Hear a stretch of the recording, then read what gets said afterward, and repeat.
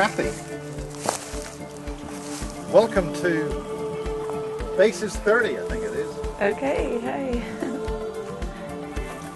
And we've decided to bring all your work together.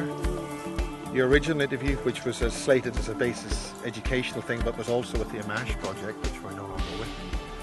But and your brilliant presentation at the Amash conference in, I think it's September 2012.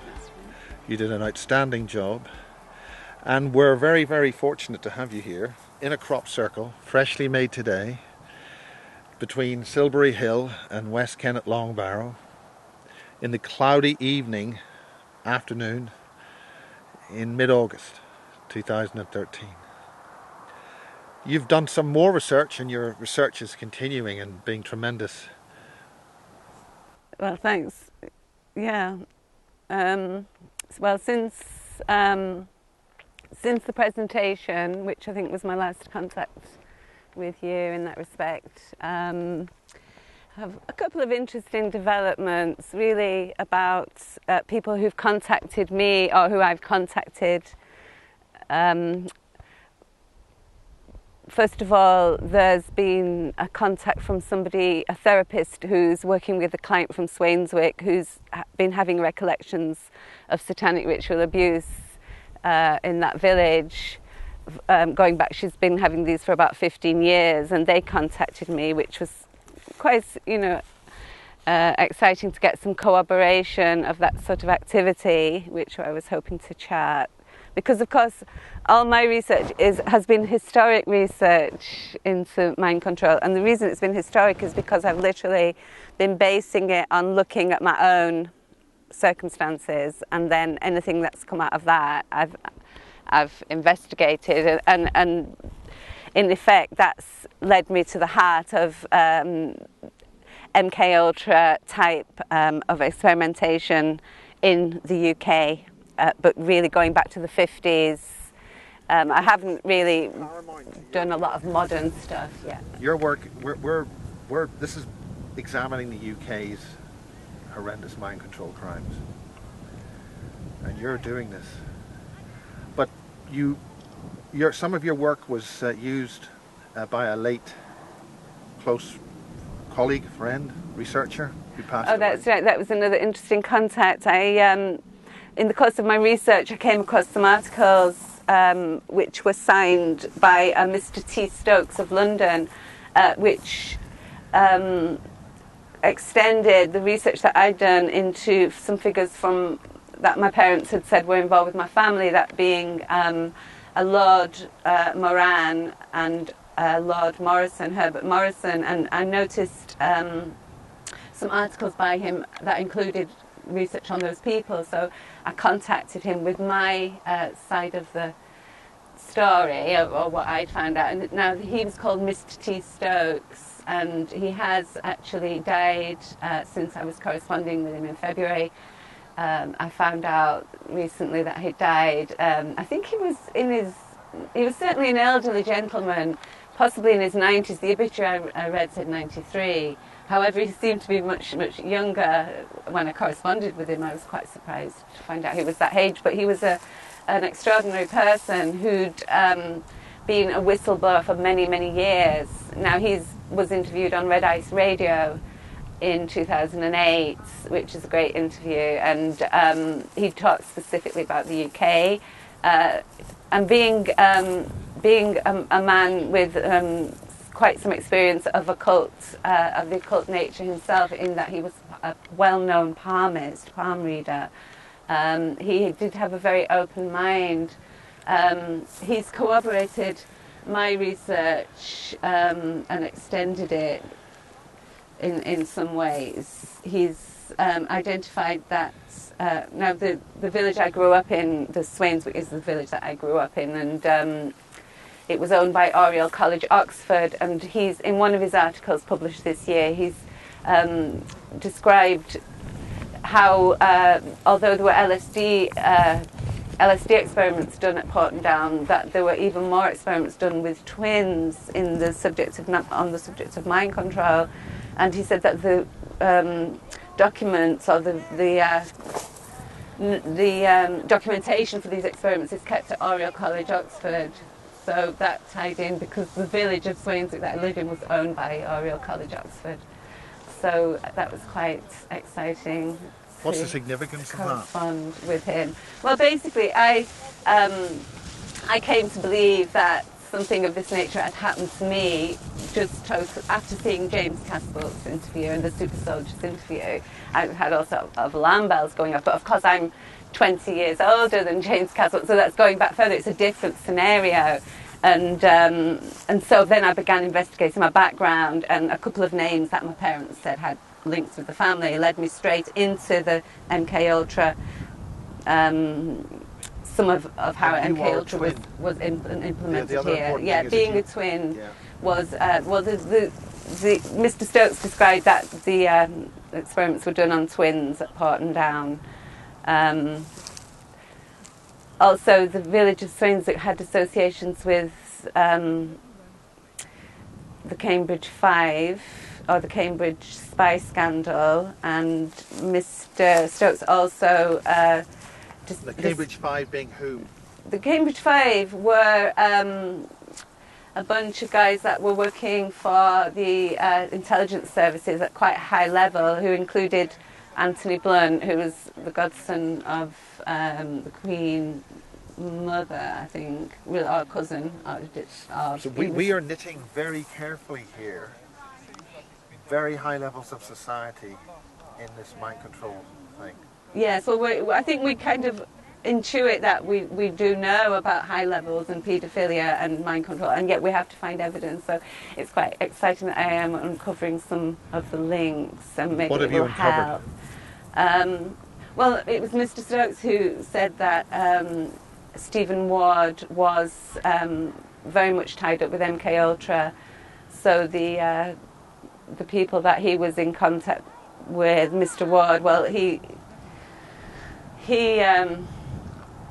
ended up dead after the Profumo affair. But he was. So, could you describe what the Profumo affair was all about? Maybe? Well, just very quickly. I'm kind of a bit sketchy on it, but I do know it involved the entrapment of political figures using honey trap or femme fatale figures. Christine Keeler, I think. Christine Keeler. But also, yeah. the five that you mentioned, you were talking Kim Philby and all that. Philby, Blunt, McLean, Burgess, and I can't remember who the fifth man was now. Yeah, but we're talking Russian spies from Cambridge. That's right, who were recruited when they were at Cambridge, and they carried on. They got top jobs in the intelligence, the military intelligence, and. But you're saying there's a deeper connection here than just intelligence. Well, clearly.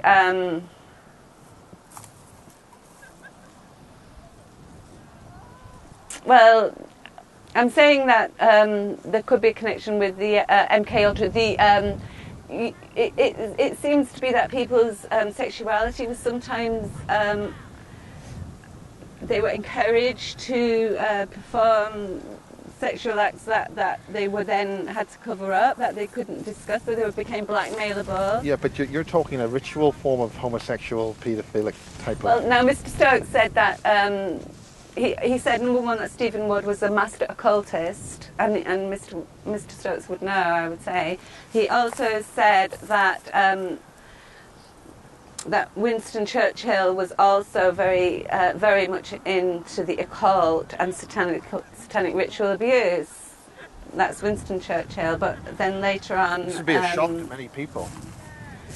Yeah, I do suggest that you read his articles because he does go into a lot more detail about it. Now, I'd come to Winston Churchill through Lord Moran because my family mentioned a connection with Lady Moran, so And we refer to the earlier video that we have done for details on that. So I found the link that Lord Moran was a mentor of William Sargent, the doctor, one of the MK Ultra doctors based in England.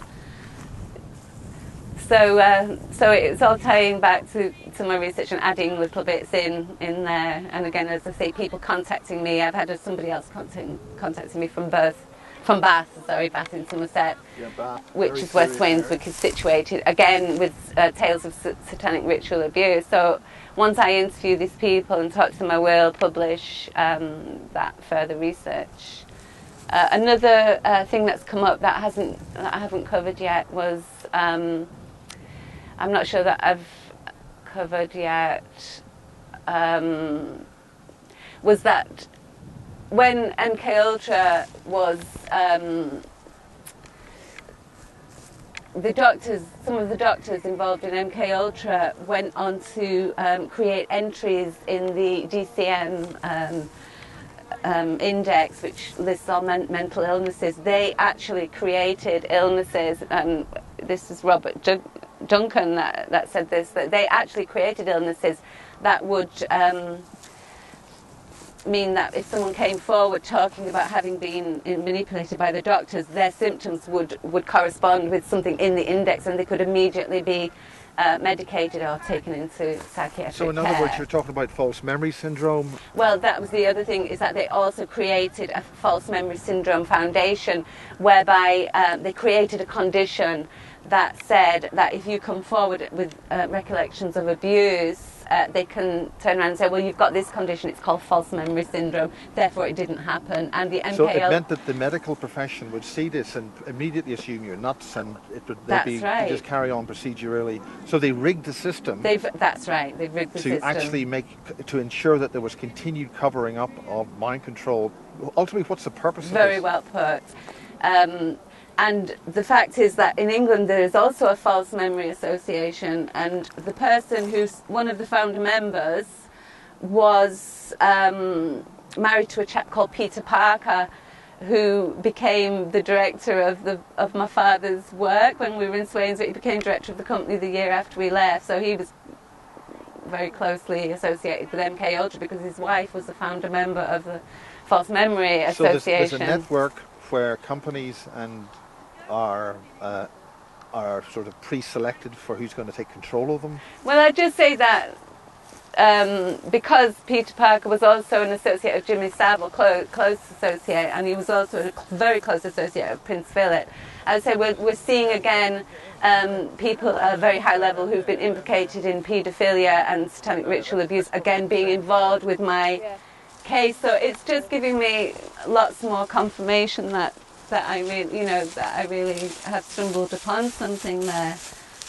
Again, I always sort of think at this point, perhaps to retrieve some memories of these events would be really useful. And that is in fact going to happen now, because a person who wishes to remain anonymous has come forward with a substantial donation to enable me to have some sort of memory retrieval session. What's this going to involve? I haven't decided yet, because I'm very, very wary about this. I want to make sure that it's done, You don't have your memories permanently wiped? Or implanted, or yes, wiped or implanted. And also there can be booby traps if someone's had the full sort of MK Ultra mind control slave treatment. They can input booby traps so that you self-terminate. That's another danger. So it has to be somebody really who's aware of those anybody dangers. Aware of that must have been in the program. Not necessarily. No? Few and far between, but there's a doctor in America called Dr. Colin Ross who's fully. It's actually people who are experts in dissociative identity disorder or multiple personality disorder that tend to have the background knowledge. But there will be, I think I will be able to find somebody who can help. It might not even involve hypnosis, perhaps deep relaxation. And so that remains to be seen. So well, hopefully looking forward it just to involves that. a little bit of deep relaxation. Yes. Because I do feel from the experiences I've had that there was some kind of you see, I never used the term super soldiers previously, because I always associated it with actual people going into the field as fighters, in warfare situations. But if you extend that to include people who've had enhancements and manipulation, then I would say that my programming involved some beta programming for sure, because I then was taken into working in those. What's beta programming? That's the sexuality, using the person and their sexuality to achieve particular ends. Right, where were we? We're in beta programming.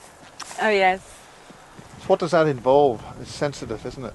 Yeah, I mean, I certainly have got an alter that's been programmed in that way, who's actually worked, who has its own identity and everything, which I'm not going to actually give the name of because I'm trying to sort of completely disassociate from that. But however, I do feel that there were enhancement programs run on us, at least on myself. I don't know. I'm not sure about my sister. And so both you and your sister were involved with this. Yeah. Now my sister is married to. We're not talking about your twin. This is my twin. Yeah. It is your twin. Oh right. She's married to someone who's related to Sir John Cockcroft, who was the first person to split the atom in the UK, who worked at Harwell Laboratories. And Harwell being related to all the relevant genetic research as well as nuclear stuff. Well, there's the rain. Well, the rain's come, okay. And we've got to do something to do this. So I don't know what we're going to do. So I don't know. I don't think I brought my umbrella. How foolish of me. It's okay. Stopping recording. Rain break. Okay, continue about your sister. Yes, it's just an interesting fact I've learned. That there's something else I haven't actually spoken about yet. So I just thought I'd include that there. Your sister was. Basically, she's married to someone who's been working under the Official Secrets Act for the last 20, 30 years, and he's related to Sir John Cockcroft. Just interested in that. I'm finding these sort of unusual connections. So our Cathi Morgan has got a couple of interesting connections, which we knew about already. But tell us more about the Stokes thing and the five and that new knowledge that you have. Well, Mr. Stokes was quite taken with my research. Mr. Stokes. Yes, yes. And he was particularly interested to hear about how Edith Morrison, Lady Morrison, went to the Catholic convent in Rochdale, which was run by German refugee nuns, and he felt that children were taken from there to be used in experiments. You see, Mr. Stokes has actually got a lot of insiders' contacts. He's an insider. He's an ex-intelligence agent, very active in his time, a whistleblower for many, many years. He was imprisoned in Russia for, I think, 2 years before he was exchanged on an exchange program. And when they brought him back, he only weighed 5 stone. He'd have been badly treated because he constantly tried to escape. A fascinating character. Yeah. So he had spirit. Absolutely, right. Right to the very end. Very, very lovely, charming gentleman. So what did he have to say? What were the main things? Well, he's published 2 articles that include my research, where he's tied it in with what he was looking at. Yeah. And what primarily? Basically, what he's saying is that the people in power are often involved in satanic rituals and the occult. That he has first-hand information on this from witnesses, eyewitnesses, and therefore manipulatable. I mean, we're still talking historically here. Again, his information is again historic. I mean, we're not talking about mind control in this day and age, which is, psychotronic and sophisticated beyond belief. But we're still looking. I'm still talking the roots here. But these roots involve high-level, top-level governmental control people in all walks of life. Can you explain anything about that? Absolutely. I mean, it's Winston Churchill, Jimmy Savile. Well, of course, Jimmy Savile has been linked very, very firmly with the royal family, and with Prince Philip, Prince Charles, Prince Philip. Satanic cults. Well, that's been spoken about by some of his victims, by some of Jimmy Savile's victims have talked literally about ceremonies, people wearing robes and candles. Is this hearsay or is it fact? No, that's from one of his victims. Somebody who's been abused by him is talking about the recollections. Yeah, but this is not your research, so we don't want to deal with this directly. But we want to get to what you have to say about Stokes, what you have to say about your update, and what you. Well, in terms of Mr. Stokes, I'd say do check out his articles. He's got a great body of work there on the internet, and. Can you give any references? Suggestions? Yeah, there's a site called truthseeker.info. Truthseeker.info that has a great deal, and he's also on Whale. Is there a site called? Is it just Whale? Whale. Yeah, it's on that one as well. He's on quite a lot of sites. And what sort of subject matter are we talking about here? We're talking about cover-ups and abuse of power in order to manipulate.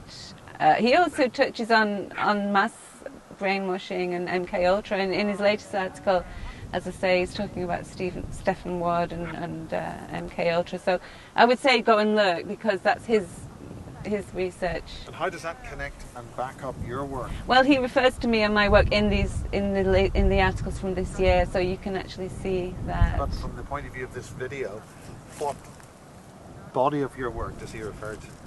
He's particularly interested in as I say, the German nuns, the refugees, and that he felt that children were used from that school. And I felt that maybe. Which school is this? It was the convent, the Catholic convent in Rochdale, where my grandmother attended. And it seems like she was also involved, because she's the one who had a twins, and one was taken away, and she.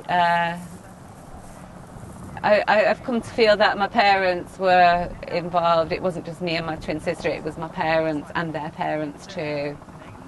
And what kind of involvement? I mean, what kind of things are we dealing with? I think generally we were just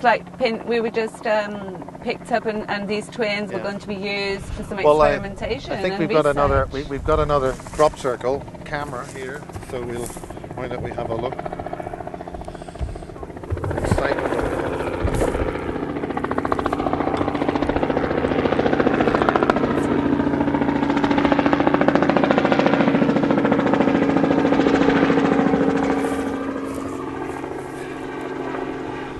This is an interesting crop circle because it looks like a capstone being placed on a pyramid, doesn't it? Well, do you want to talk about this one? Well, I didn't get a great. We can't really see it from here, but it just. The chap at the crop circle centre said it seemed to represent the Illuminati in some way. So interesting to be here today. But with your brief look at the formation just beside West Kennet Long Barrow in the background there. Well, what does it say to you? Well, when I briefly glanced at it, as I say, it looked like a capstone being placed on a pyramid, but I didn't get a very close. Because all the pyramids have got their capstones taken off. I saw here. All globally, yeah. I'm not sure of the significance of that. I'm sure there is one. So back to the subject in hand. Yeah, so I did, as I say,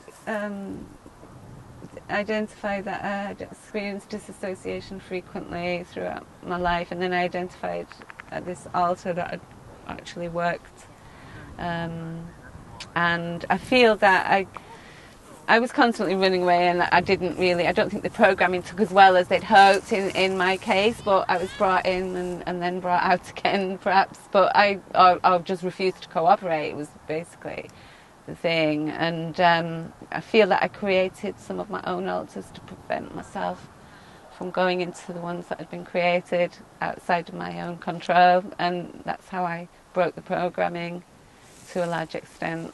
Could you, to somebody who doesn't understand about what an altar is and how you can break the programming, if you're being programmed by somebody, how do you break it? How does that mechanism work? What thoughts do you do to break it? Well, it's all about your own gut feelings and intuition, really. I think everyone has to find their own path through it. It's all totally individualistic. So, for instance, how do you know that you're in the MK Ultra program or whatever mind control program you want to give a name to? But how do you know it's happening to you? How do you start from first base? Well, to me, first of all, I had an intuition. Secondly, I looked at my background very carefully Yeah, to but a see if lot of my people intuition, to make sure that intuition, that was something to back it up. You know, because it's not always 100% infallible. So I felt, trust your intuition. then do some research, follow your intuition, and then do some research, try and get some corroboration. And then once you've got, you know, once you're pretty certain, then you can try and identify what the program was, how you were used. And sometimes with that knowledge, and as you look back on your history once more in retrospect, you can then perhaps see how you were being used. But how do you know you're being used? How does you know about this? You've researched it. You've got your head around it, and you've used your intuition for that. Initially, How does an ordinary person get to where you are? Well, if you've gone through life like I did, I was thinking there's something wrong with me all the time. There's something wrong with me. There's something wrong with me. What is it? What is it? And then you hear somebody talking about these kind of experiences, and you go, I think that's what it was. And then you look, this is just me. This is just my little path and my little bit. It's all there to be discovered. I think, unless you have been involved, then you wouldn't have that drive and determination to spend all those many, many, many hours trying to find those answers. I think that in itself is a good sign that you're onto something, and you know there's truth there. And how do you follow those steps? It's all about looking at.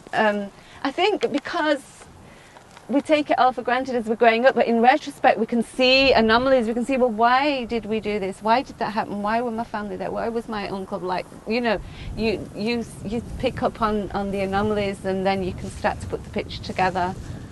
And thank goodness we have the internet, and so that if you do decide to do that, then it's there to be discovered. Well, Cathi, what brings you into this subject? What brings us here? I'm extremely interested in this entire subject, and I think it's mainly because I've had experiences during my life, and in particular when I was younger, of this nature. Although I don't have a lot of recollection of details, it has been a very strong influence on the outcome of my life, or on the way that my life path has gone.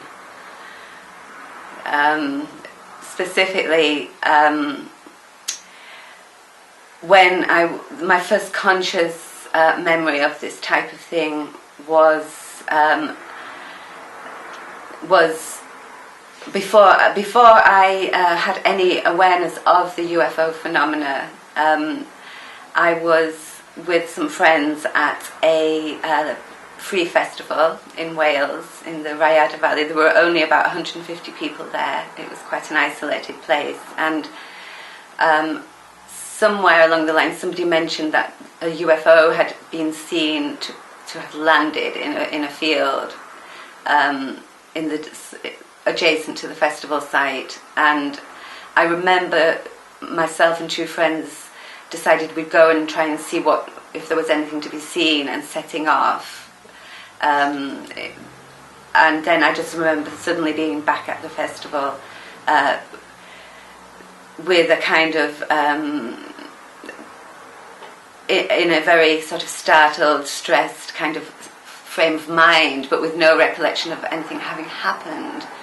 However, I was very much aware of receiving that evening, as the evening wore on. I was becoming more and more aware of what appeared to be a telepathic communication, which filled me with awareness of the connectedness of of each of us to each other, and of the earth and how we were connected to the earth. This was a very, very strong feeling, so much so that I actually was hugging some people around me just out of the pure sort of love energy that I was being filled with. And it was quite some experience. The message was also included something along the lines of mankind is messing up things big time, and nuclear energy was kind of was the kind of subject that the awareness was that it was having repercussions throughout, beyond our own little earth, and so on. Now, what I did with that information at the age of 17 was just, well, basically I was confused for quite some years. However, I've since seen this sort of sentiment, this almost those very words being used by other witnesses who've been giving testimony about abduction experiences. It was in the Starseed Transmissions book, the same, almost word for word, what I'd received. And what transmissions book? There's a book called the Starseed Transmissions. Could you elaborate on it? I haven't heard of it. I can't even remember who wrote it, but I think it was released possibly around the 80s, in the mid to late 80s, I think. I'm not 100% sure. But again, that's where I first came across the same thing that had been transmitted to me. How do you spell that? Starseed, Starsed.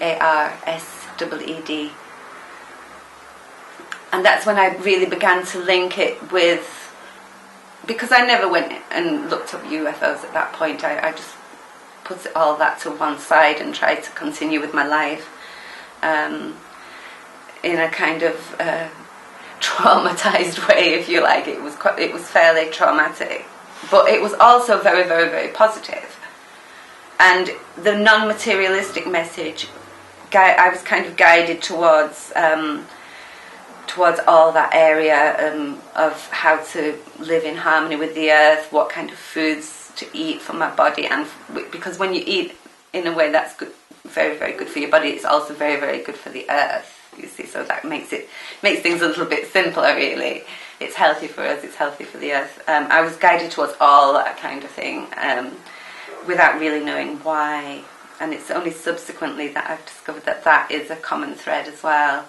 So in sort of later years, I've started to research this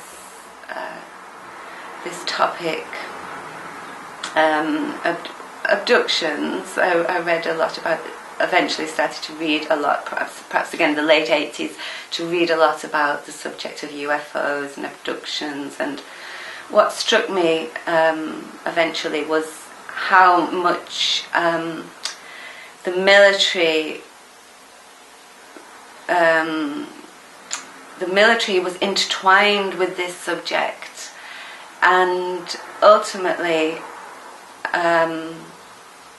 I came upon the subject of mind control. And again, these threads seem to intertwine: the UFO phenomenon and the abduction phenomenon, the MyLab abductions and mind control. So this led me to be driven to research events from my own childhood, so to really try and remember where I came from, if you like, the path that my life had taken, because I've been quite possibly disassociated in a lot of ways, and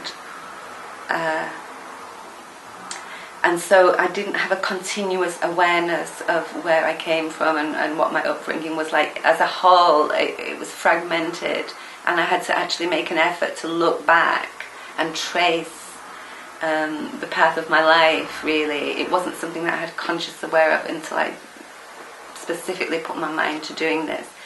And this has opened up some very interesting areas of research for me, which I'd like to talk about. Okay, so the first thing that I remembered on this little journey into the past was that I'd had a dream as a child, It wasn't a recurring dream throughout my childhood. It was for a specific period of time, possibly a month or two.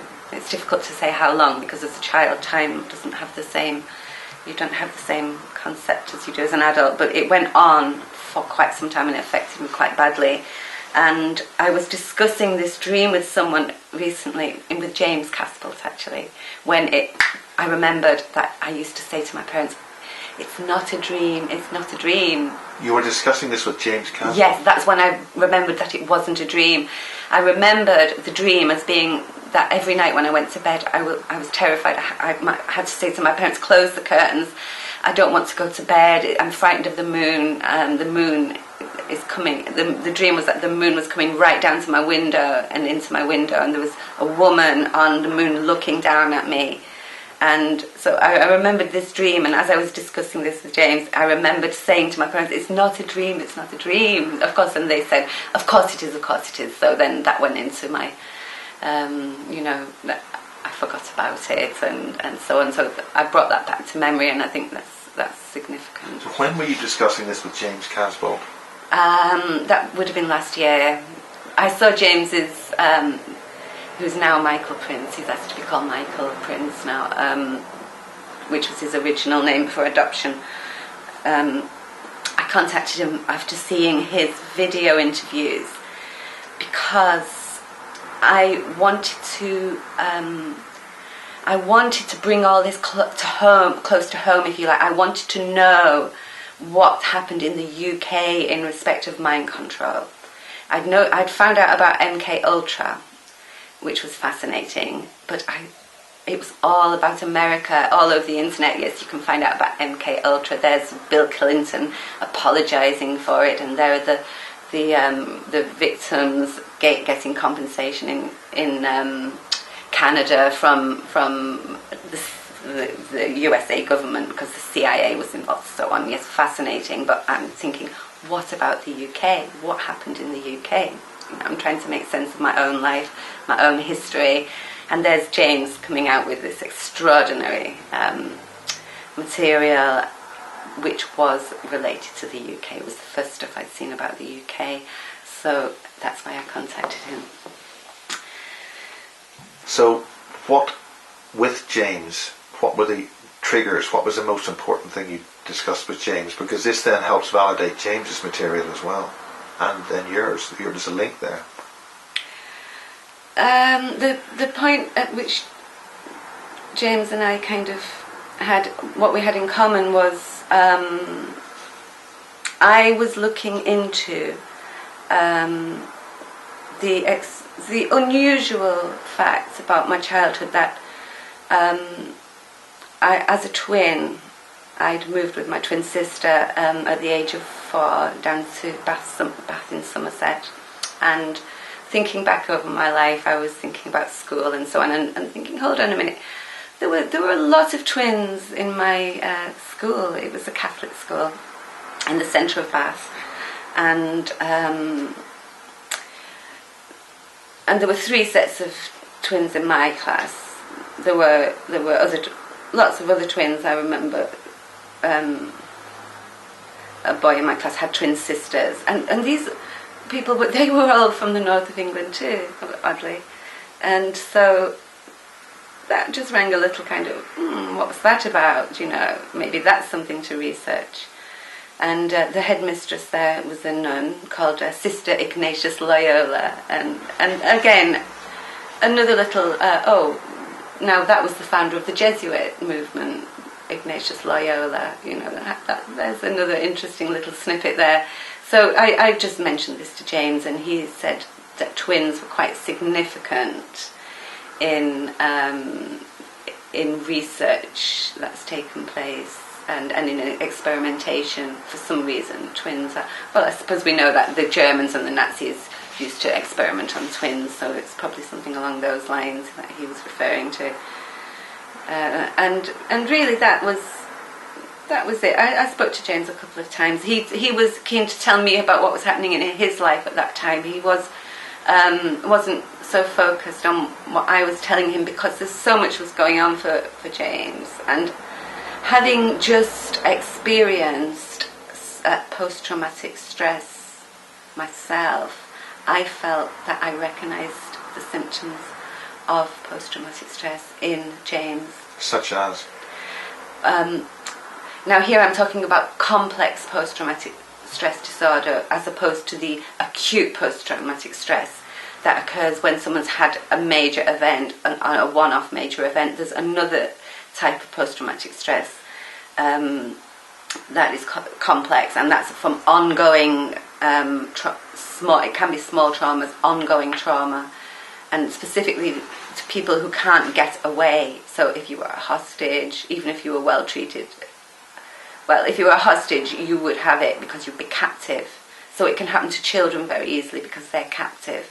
And so small traumas on a long-term basis produce similar symptoms to the acute post-traumatic stress, which are they're very wide, and so you don't always get all of them, but they include depression. You become very sensitive to any stress in your environment. Your tolerance for coping with stress becomes very low. There's an overwhelming need to communicate what's happened to you. That's another symptom of it, and part of the healing process is doing that. So that makes a MASH very important to anyone who's traumatized. This is the whole purpose of this whole thing, and we're very courageous. We thank all of the witnesses for having the courage to come forward. So it's therapeutic for them to be able to do so, apparently. I've got a lot of information about this subject from an author called Judith Herman, who, if you Google her on the internet, she's written a lot of books, and she's very accessible, very good stuff. As you are writing material now. That's right. I'd just like to say that another symptom is disassociation. What does that mean? That means you split off part of your personality that's experienced the stress, so you lose memories, and you may lose your groundedness. You can become quite spaced out, possibly quite clumsy. Children can grow up with these symptoms and think that there's something wrong with them, as I did. But then when you find out that, no, it can be a result of trauma applied to you that's caused these changes in your personality. It's quite a revelation, really. It helps your self-esteem. So that I've found that quite an important area. And this is kind of related to what I'm writing about. There's indication that this research from psychologists and psychotherapists that research into trauma is somewhat suppressed by governments. So how have you found that out? Personal experience? I found that out. Well, my only personal experience that was trying to obtain a copy of a paper that had been commissioned by our government about domestic violence and post-traumatic stress, and I was unable to get a hard copy of that document. I had to print it off. I was going to use it as evidence myself, and I had to print it off offline because it wasn't available. Now, my research is indicating that is because trauma is a tool of mass control. A tool of mass control? Yeah. You see, when trauma is applied to a human being, they have to deal with it by split, like as I say, disassociation, and that can lead to apathy, loss of energy, and a tendency towards addiction, and to be focused on small details of things rather than looking at the big picture. So that makes it perfect for control of population. Explain. How does that make it perfect for control? Because it makes people...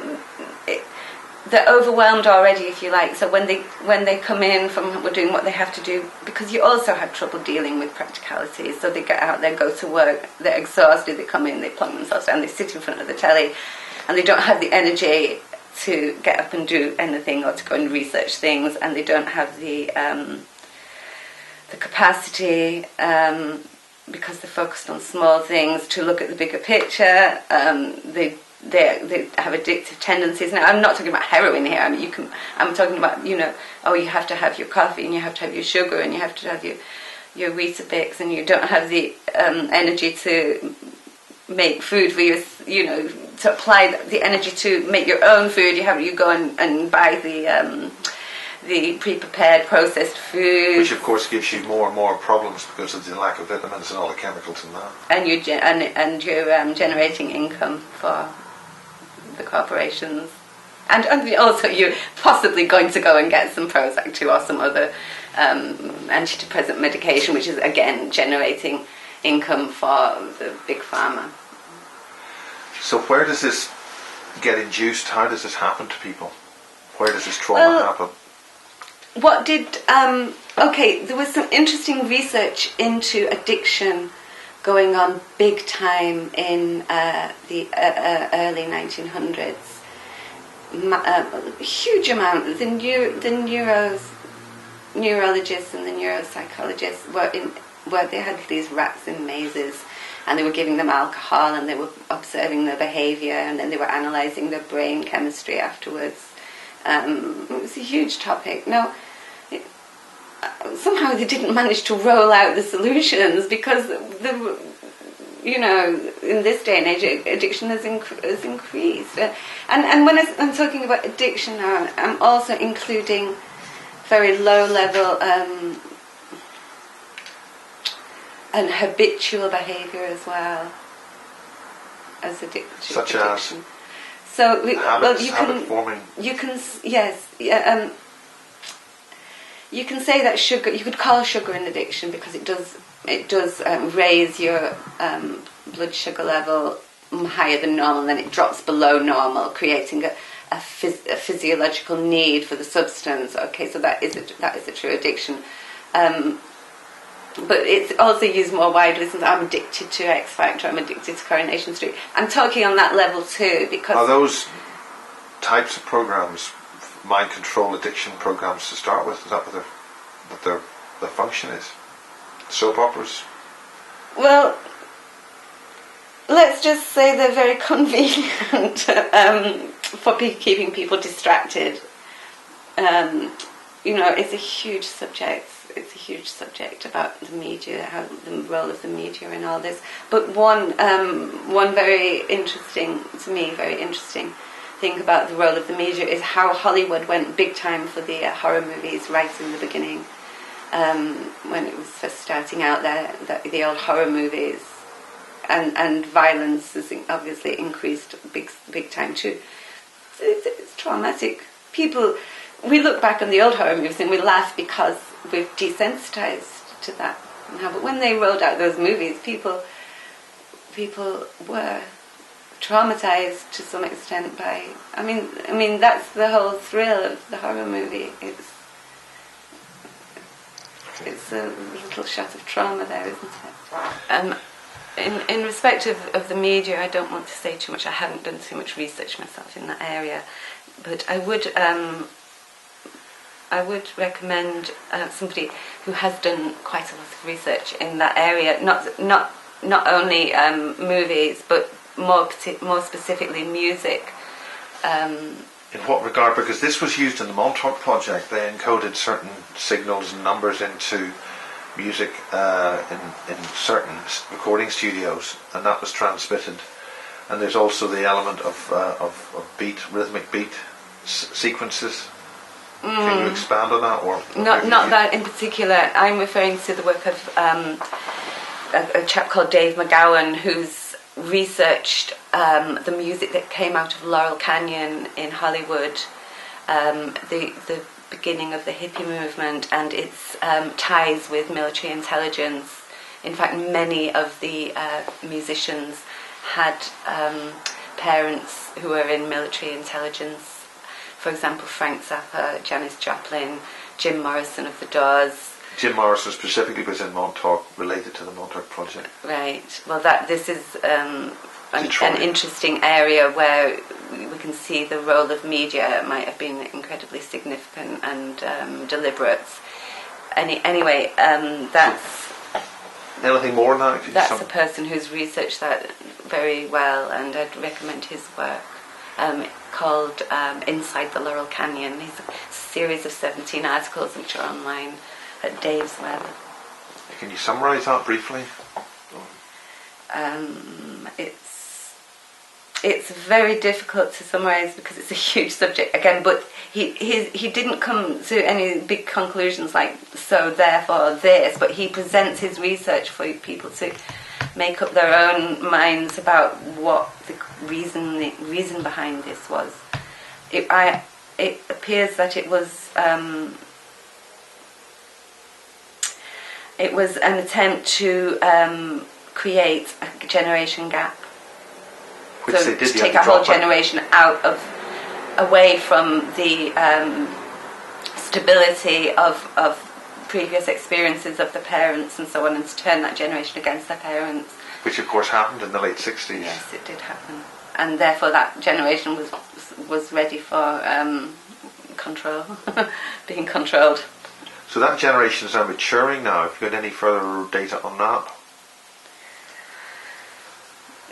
I mean, it's now sort of our age, so to speak.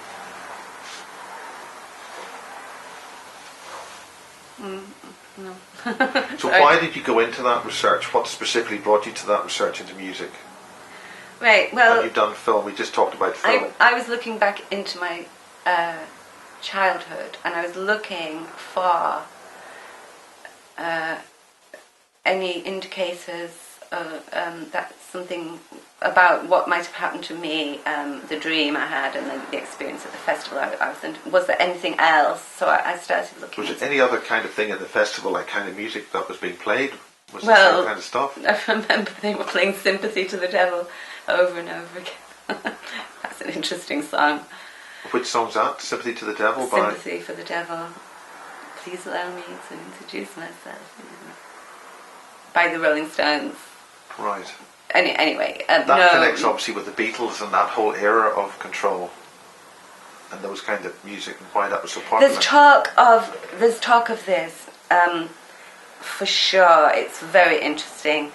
I don't want to make statements about this. I can't verify that. I haven't researched and so on. But yes, one thing that I saw recently that was very interesting was there's a chap that used to that was very influential in the free festival movement in the UK in the 70s, called Sid Roll. And I went to some of those free festivals. I saw Sid Roll. He seemed quite a character, and he was interviewed before he died. He has died now, and one of the things he said was that John Lennon had been in touch with him. He didn't know John Lennon as such, but John Lennon was in touch with him. He knew about this free festival, or something that preceded the free festival movement, going back to the land, living on the land. And he said to Sid, well, I've got an island you can use, an island off the coast of Ireland, if you'd like to take some people and go and use it. And Sid said, John said to me, this is what Sid's saying, John said to me, I need to get away as far away as possible from here, somewhere where they can't get me.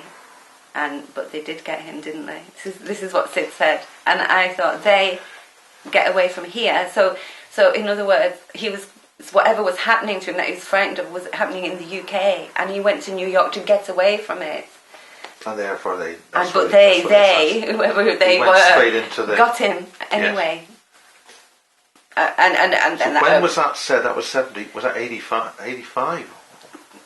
That would have been before then, because my understanding is that Sid Roll conducted that experiment on the island, the experiment in living away from civilization, if you like. That was before the free festivals movement in the 70s. That was before then. This is just something I came across recently on YouTube, but that remark about John Lennon stood out for me. That the fact that he was, because I'm looking at the UK, I'm looking for UK material, and the fact that he that indicated that John Lennon was fleeing something scary in the UK when he went to New York. What about concentrating on your factors in the UK? Right, yes, I have come across some interesting things. When I say we were moved to Bath in Somerset, my dad was pretty much a manual worker. He was a maintenance engineer at a factory, and we were living in a council house. And this is when I was born in 1958. In 1962, he was offered a job in Bath, Somerset, as an assistant manager in a firm, maltsters. They dealt with the malt and the barley and so on for beer. And we were given a house in a little village called Swainswick. And when I asked my dad how he got the job, he can't actually remember, so I don't know how he got the job. But the house in Swainswick was in a road called Oriel Gardens. It's a tiny little village, very idyllic, beautiful countryside. Now, Swainswick, much of it is owned by Oriel College, Oxford, hence the Oriel Gardens. And Oriel College was where Cecil Rhodes established his Rhodes Scholarships. That's an interesting fact. Okay. Behind my house, where we used to wander, I lived there from the age of 4 to the age of 11, and where we used to play was Salisbury Hill, Solsbury, Salisbury Hill, of the song by Peter Gabriel, Salisbury Hill. That's the Salisbury Hill that he was singing about, and that song seems to be describing an abduction experience. Is that military abduction experience for mind control, or alien abduction experience? Alien abduction experience. If you listen to the lyrics of that song, it seems to be. That's what it's. So that implies that Gabriel's been abducted. Well, who knows? But that is, when I heard that song, my kind of goosebumps came up, because it was telling my story in a sense of my experience at the festival. It just resonated with me. Now Gabriel used to live in Swainswick. Peter Gabriel lived in Swainswick later in his life. So what other things happened there? My dad had an accident at work and lost some fingers on his hand, so he was taken to a particular hospital. So in the course of my research, I wanted to find out, what about this hospital? Did anything happen there? And a lot happened there. The hospital was Frenchay Hospital in Bristol, and I discovered that it was in the grounds of that hospital that the Burden Neurological Institute was established in 1939 by a chap called Golla, Golla. I think he's a Czechoslovakian, and some very, very famous and significant research went on there by a chap called William Gray Walter, who discovered brainwaves, identified brainwaves, the alpha, beta, theta brainwaves. This was, very early days. Now, it was neurological research, but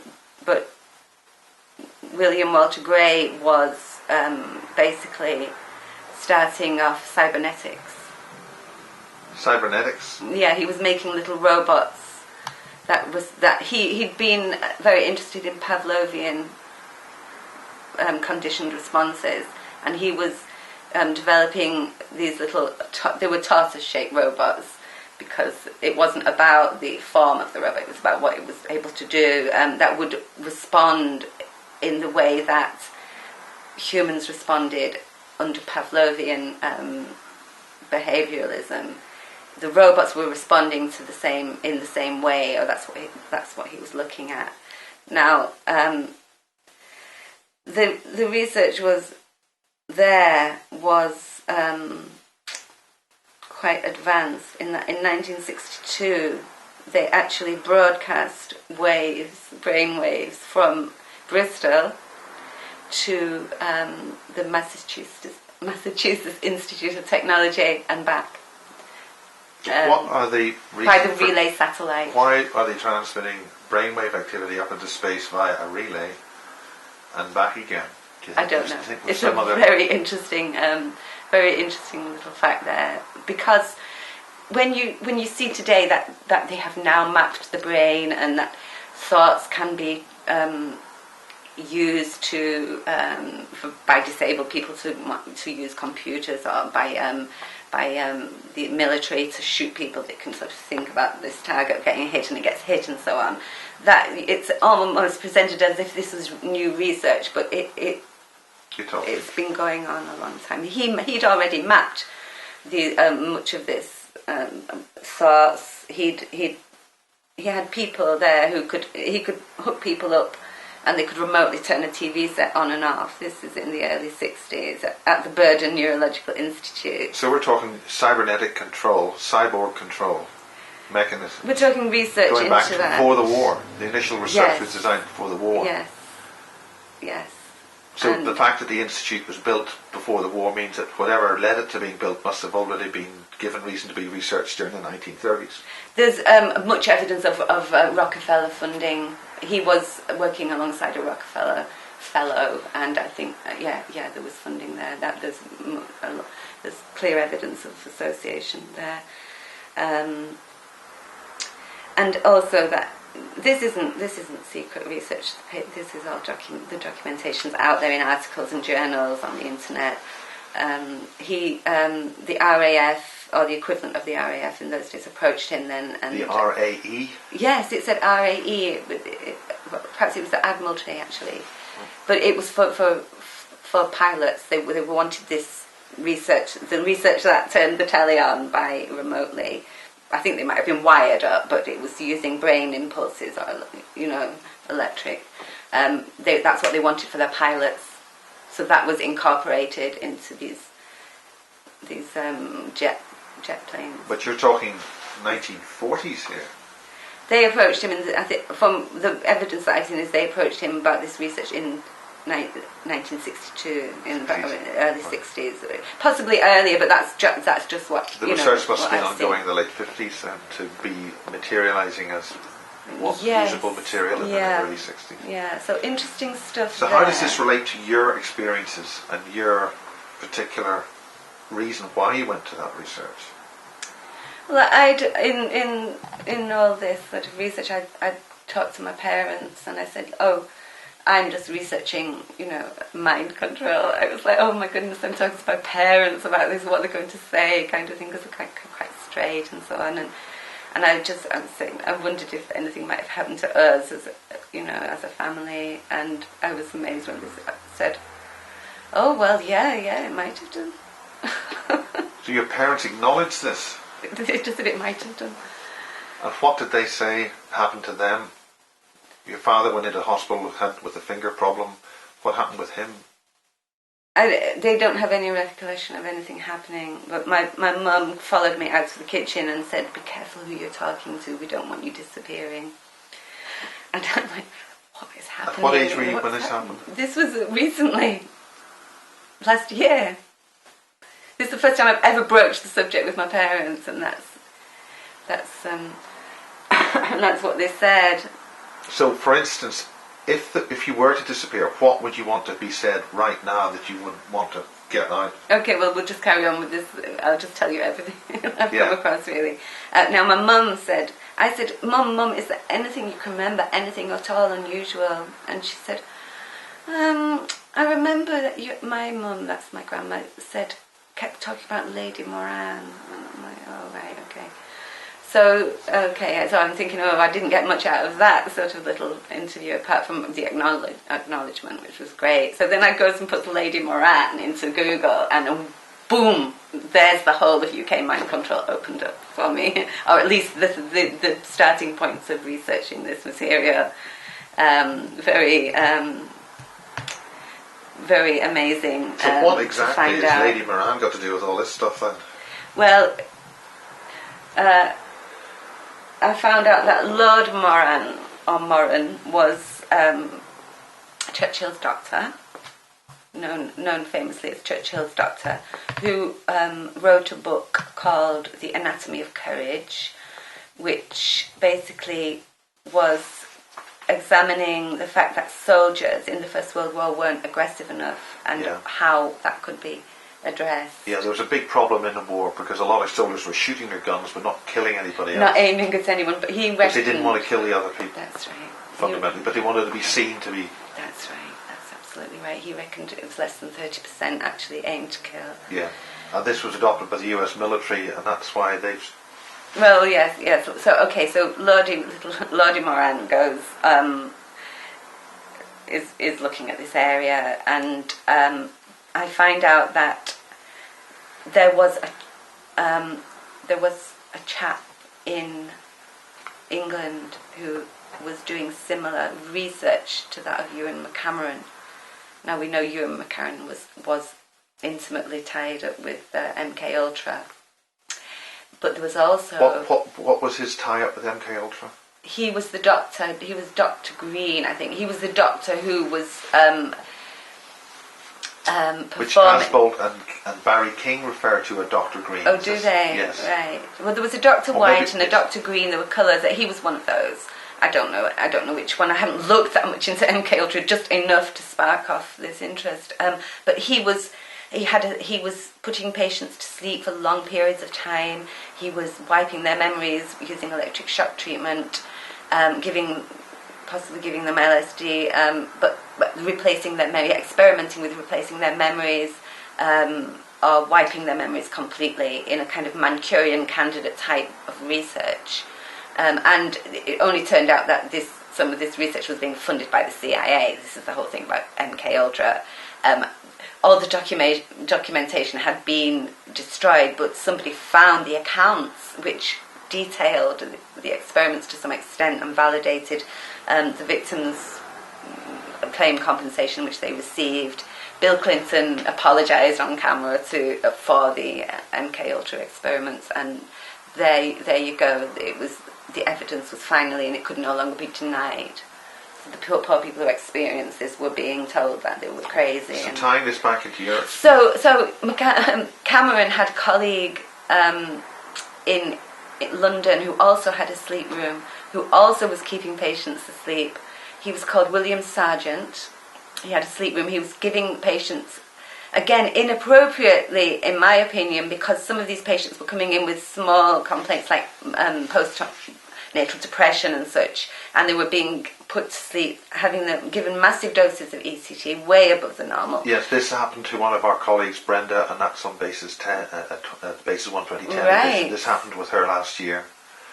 She was absolutely, she was fortunate to get out alive. Right. This was in a London hospital only in the last 18 months. I actually saw that. Interesting, yes. He was wiping their memories, and he was corresponding with Cameron about how long somebody could be kept asleep for. And this was in 1948 that he opened his sleep room in London, St Thomas's. Okay, now the association with Lord Moran was Sargent's tutor. He was his mentor, and Sargent wasn't originally looking at being a psychiatrist. He was his initial dissertation was on pernicious anemia, and it wasn't well received, so he became despondent, and Lord Moran said, he gave him a lot of support and said, why don't you become a psychiatrist? So there's a connection with Lord Moran. Another connection with Lord Moran is that Sargent, Ewan McCameron, John Rees from the Tavistock Institute, and Lord Moran all visited, they all accompanied Rudolf Hess to Nuremberg to his trial. Now Hess was complaining about being hypnotised, and people said he was crazy, but looking at the research that was being done at that time with mind manipulation, maybe that needs revisiting and looking at again. And thus no one was ever allowed to talk to Hess. I don't know much about it, but that just seemed a very important fact to me, and it seemed to tie all these areas together. But we're now linking again, we're doing another link with the German mind research. And this is during the war, therefore there was a link. Oh, just after. Yeah, Yeah, it would have been just after, after. wouldn't it? Yeah. Oh, yeah. So these are just areas. These are areas that I'm beginning to research. This is my starting point for research. So this is what I want to say to people, because if I do disappear, then you'll know I was onto something. Yeah. Well, okay. So, is there any other things that you will want to get across then? And yeah, you were talking about Lord Moran and all that sort of stuff. Okay, yes. I would like to point to anyone interested in this stuff. There's an excellent Radio 4 broadcast that's on the internet now. It was broadcast a couple of years ago, and it's called Revealing the Mindbender General, and it's by a chap called John Moore, M-A-W, and it's about a half hour. Very interesting. Very, very interesting. The Mindbender General, and who is the Mindbender General? The Mindbender General is the general hospital where he was working. So the Mindbender General, as in the general hospital, Mindbender. Okay. In respect of how Lady Moran might have been connected to my family, I haven't found out very much. Which is so frustrating that my mum can't remember. I'm hoping that she'll come up with something, but it doesn't. No, she doesn't seem to be able to. But however, what I have found out is that Lady Moran, who was called Dorothy Dufton, was from Bramley in Yorkshire, and she was at Leeds University at the time when my grandfather, my mum's dad, would have been living in Leeds also, but he would have only been about 18 at the time. Perhaps that must have been about 19... I don't know. It was just after the First World War, because she was researching the effect of mustard gas on the troops. That was her research when she met Lord Moran. Now, after meeting him, he wasn't Lord Moran then, he was Charles Wilson. And after meeting him, she somehow, I don't know how, but in some sort of who's who about Lord Moran, it was written that he so kindly and patiently tended her while she was in a coma for a year. And then after this, they married. Just another interesting fact. How did she get to be in a coma? I don't know. It didn't say that. It was just a little biography by somebody about this chap, and this is what occurred. Yeah. So the only connection I could see is there might have been some connection there with the family, with my grandfather being in the same city. So again, research, and that was Sargent's big area, researching the effect of the traumatised troops. He came up with... But this was a big thing, because shell shock was... That's what he was researching. The troops would come into Bristol, into the hospital at Bristol, and he was involved. Now, I'm not sure where he was working with the troops. I mean, there were massives of troops coming back shell-shocked, and they were being dealt with, and he came up with... that's what he was researching, ostensibly, how to cure them. So bringing us up closer to what happened with yourself, and you're going... This is a healing process that you're going through. By doing this research, you can understand it. Is that correct? That's right. Yeah, it's the therapeutic effect of sharing your story and your information and being heard and supported and listened to. But for me, I need the details. I need to be very grounded in this. I need to do the research. I need to research it meticulously so that then I can feel grounded and not so... My story of my life is being spaced out, being a dreamer, wandering around chaotically from place to place and so on, and I'm trying to... So what heal. Exactly brought what is this, the history of your experiences, if you can bear to mention that? What brings you to this area? You had the abduction or whatever that happened at the festival.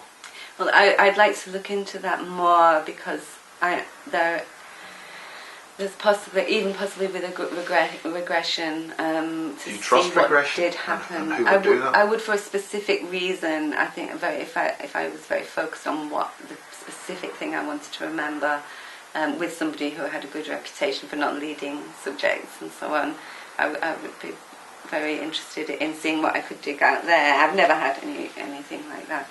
That's a possibility for my own personal. What exactly is the main thing which brought you to think that you had some kind of strange experience that led you to do the research? I had a recent clear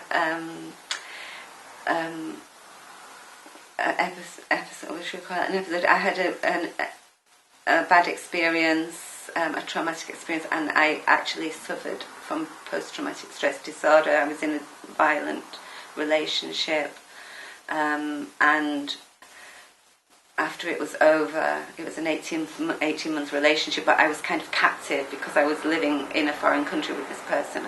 Nobody else spoke English. He had control of our money. He became abusive, and it's common. This is Judith Herman's research led me to understand that 90% of complex post-traumatic stress victims are women who've been in domestic relationships that are abusive. So I found out that was probably the cause of my depression, probably the cause of my sleeplessness and all of the symptoms that came along with it, which is why I felt when I heard some of the witnesses describe their personalities, or when I saw James Caspel, it seemed to me this is I can see, it seems to me that they have these symptoms too. This symptom of trauma, which might be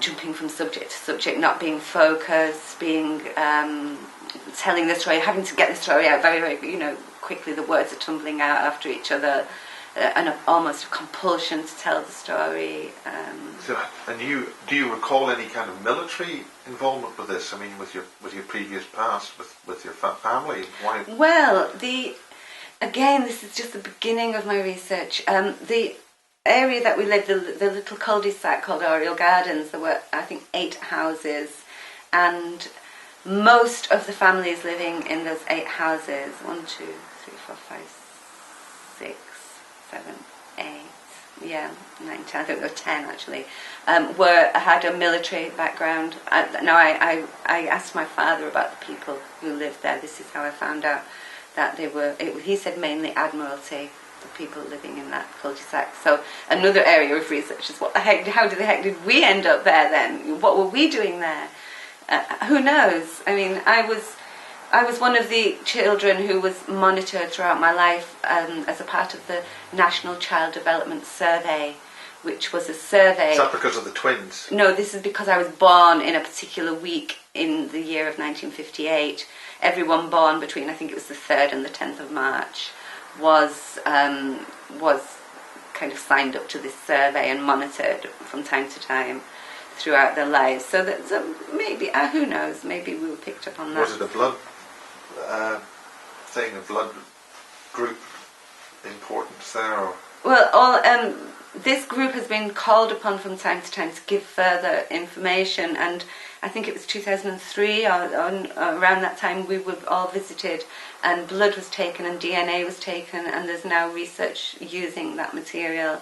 There's a new thing that's going on to get 500,000 people in the UK called the Biobank. And that's an active programme which is active. That was in the last year, maybe 2 years. They're calling it the Biobank. It's got various backing, and they're taking DNA samples, psychometric tests, all that sort of stuff. And I'm in that. I volunteered for that, but I wanted to see what was going on inside.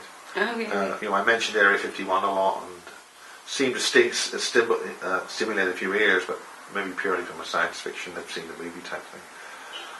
I think what's important is to, throwing out a few facts here and there isn't always that helpful. If all this research can be pulled together and focused, I think that's the important thing, and backed up at every point with references. That would be really useful, and that's what I see myself as being very much drawn to do. So you've written an article. Let's talk. You've started to write an article and published a history of mind control in the UK. Can you summarise or briefly introduce that? Well, yes, I have. What it is going to become an article. But it was the letter that I initially wrote to Miles to introduce myself and ask if he had any information about the subject, and the contents of the letter were basically what I've just talked about, everything that I've just talked about on camera here. I might have missed a few things out. In terms of my own ET experience. There was an incident where I was living in London, and it was probably in 1979, and at this point I was so spaced out, I was unfocused, I was kind of suffering, I was kind of depressed, I didn't know why, I thought there was something wrong with me, and it's only later I identified that these are symptoms of the PTSD. But at that time, I just got a paintbrush for some reason. I drew this picture on the wall, and of course it was like a grey, big eyes and small nose and a small mouth and a kind of collar, and I didn't know why I drew it. It just seemed round like eyes. I don't do much painting. Did it have round eyes? Big almond-shaped eyes. This cloak. You mentioned something about the collar, kind of a high collar, as if it was a cloak. And a few months or weeks later, I saw a very similar picture in a newspaper, and it said, if this picture means anything to you, ring this telephone number. And I was so kind of looking for help. Whitney Strieber. Oh, give us right. a quick. So then again, looking back, I'm seeing pieces that again point to possible ET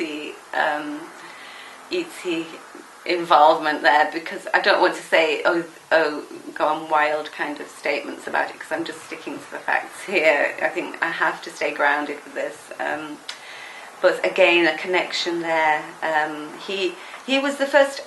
As I said, it came to the 80s, and I did start researching UFOs and finding out about these things. But he was the first researcher who pointed out that these abductions might be something other than nuts and bolts physical, that there was some other sort of dimensional aspect to these abductions, where somebody might be taken on an abduction, but their body remains, say, I think the example again was on a train, he gave, where somebody was abducted astrally and then put back into their body and so on. He introduced that concept for me anyway. That was the first indication I But was it ET that you saw on the front page of the...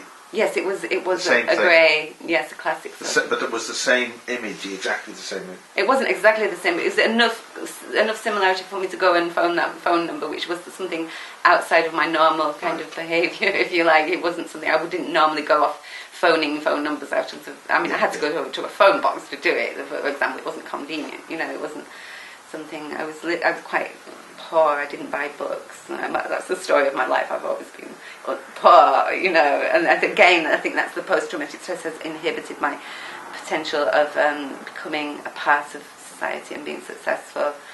Now I think it's probably a good thing, but I have learnt to adapt to poverty, and it's been extremely useful. I've learnt to live a very good quality of life without material. So was that an ET experience, or was it a military abduction?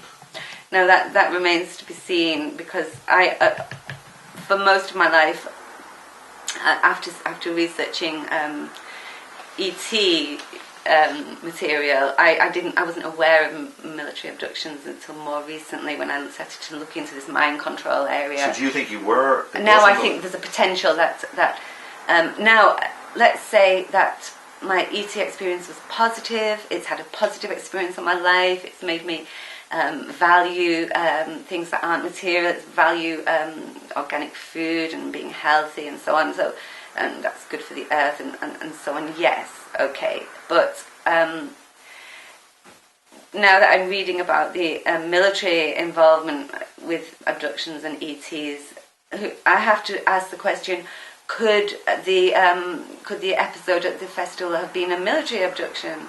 Did you see the craft at that No, festival? I didn't see anything. I've never seen anything. It was telepathic, but it was very, very powerful telepathic communication, which I didn't even associate with ET material until I read that the same people who had clear UFO experience were coming out with this almost word for word the same sort of message. A lot of that's connecting with Dave Marrow. Oh yes, in what sense? The traumatics.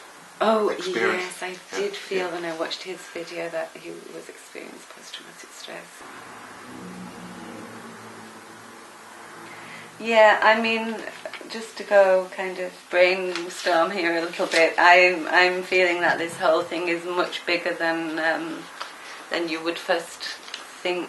And the implications are very serious here. Yes, yeah, it's opened up this research, as I see it, they're little starting points, and it's opened up a whole vista of areas for research and for pulling all this stuff together: the mind control, the Milos, the UFO, the British, and psychiatry, for example. Psychiatry was born out of this research into cybernetics and the physiology of the brain and the brain chemistry. From thence came the psychiatrists who applied sort of chemicals to the problems, if you like. They really felt, and electricity, and that was the biggie, wasn't it? That was psychiatry. It was the electric shock treatment. Did you refer to something in the 1890s or something? Yes, they were already using electricity on privileged and upper class wealthy people. Were being electricity was being used to try and treat depression, but obviously that was rolled out later for the sort of lower classes. But that's from when psychiatry was born. It was all experimentation, and I don't believe it was in the interests of the individual patients. What do you believe it is in? In summary, what ultimately do you think this is going, and where's it come from, and where's it going? I think well-meaning researchers have been researching their individual little areas in the hope of improving humanity, and that knowledge and research has been appropriated and applied to control the population. By whom? Do you think we're dealing with a human control? The inhumanity of that concept leads me to say, no, it isn't human, or not human as we understand it. People with humane consideration and compassion, no. And it's also, it's unintelligent in a human sense as well. It doesn't have the intelligence of understanding that humans do very well the closer they stay in touch with nature, and the less artificiality there is in their environments, the better that they do, and the more cooperation and less potential for control. But that's not that's not where things have gone. We've gone completely away from that. The artificial intelligence, the robotics, the way that we've become industrialized. That wasn't in the industrialization was not in the interest of the individual by any means. That was done for possibly material wealth, power, control. It was not done. The individual doctors and scientists and researchers, more often than not, thought that they were trying to improve the lot of the human individual, but their research was not used with that as the main intent. So you're looking at a cyborg, non-human society then that's going to evolve, or non-human? What's your pitch on what you've researched? Where it But I think in a sense it goes back to the message that was imparted to me, that we need to value nature. We need to have as little artificiality in our food and our environments as possible. I mean, but with Codex Alimentarius and all these kinds of things, we are losing everything. Yeah, that's the complete opposite. That's where they're trying to take us, whoever they are, whoever's implementing this Codex Alimentarius. I don't know who's behind all that, but it is not. Again, it is not in the interests of the individual. It's again another tool for control and power, which is not healthy for the planet or people. What would you suggest other abductees or people who are watching this, what ultimately would you want to say to them that would help them? No matter how crazy you might feel, that your story is, it's not to us, and we're here to listen and to try and help you make sense of it, and to try and help us make sense of what's going on. Okay, thank you very much. Thank you. And I just wanted to add that I found out that there's a tiny ancient church in Swanswick, and Bath itself is it's been described as a deeply Masonic city, and the architect of Bath is buried in the little church ground in Swainswick, so there seems to be some significance there of the importance of that village. Swainswick, is that near Bath? Yes, it's just a few miles outside Bath. It's part of the Bath district. Just as, actually, Miles, I'd just like to say, as we are in a crop circle, I did a couple of interviews myself not so long ago this year, and on YouTube on my site, which is Cathi Morgan, and on the second one I described a very unusual experience in a lot more detail, what I consider to be a contactee experience. So I could point people to that. But the other thing is the crop circle thing. On my website, I've published an article about how I met up with a couple of abductees myself in the 80s, in the late 80s, and ultimately that led to me being present when an anonymous letter was sent to Colin Andrews about the Cheesefoot Head crop circle in 1989, which he has published on his website. He's got an anonymous letter from Rochdale, and I was actually at a UFO meeting with a couple of people, one of them being an abductee herself, when that letter was put into the envelope, which I thought was extraordinary, because there's quite an interesting story behind that. Such as? Well, the letter predicted a crop circle precisely, and Colin Andrews was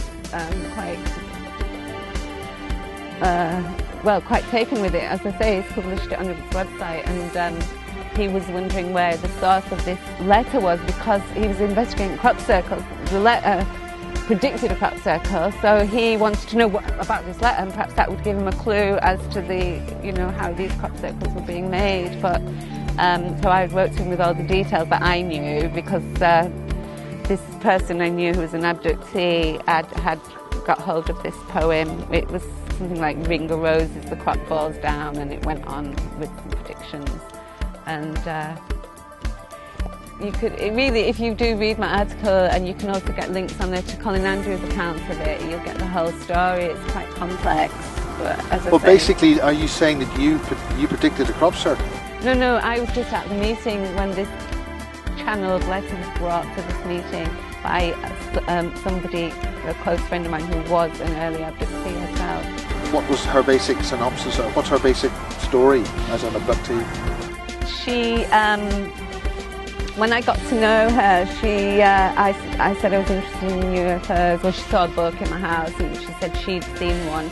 And I begged her to tell me. She wasn't going to tell me, but on the second or third meeting, she explained that she'd read the same book, The Pen and UFO Mystery, and contacted the authors, who was Jenny Randalls, to say that she'd seen a UFO, and they'd tried to get her to go under hypnotic regression. And initially, she refused, but they kind of tricked her into it by sending her a solicitor's letter and asking her to phone. And when she did, it was a solicitor called Harry Harris, who was a crop circle investigator, and said, "Oh, please," they begged her, and in the end she agreed to go under hypnosis. And it turned out that she'd had a classic UFO abduction with greys and probes, and many of the features we see. And as it happens, Colin Andrews is also close to Harry Harris. Yeah. So Okay, well the rain comes back, and we're going to have to cut for that.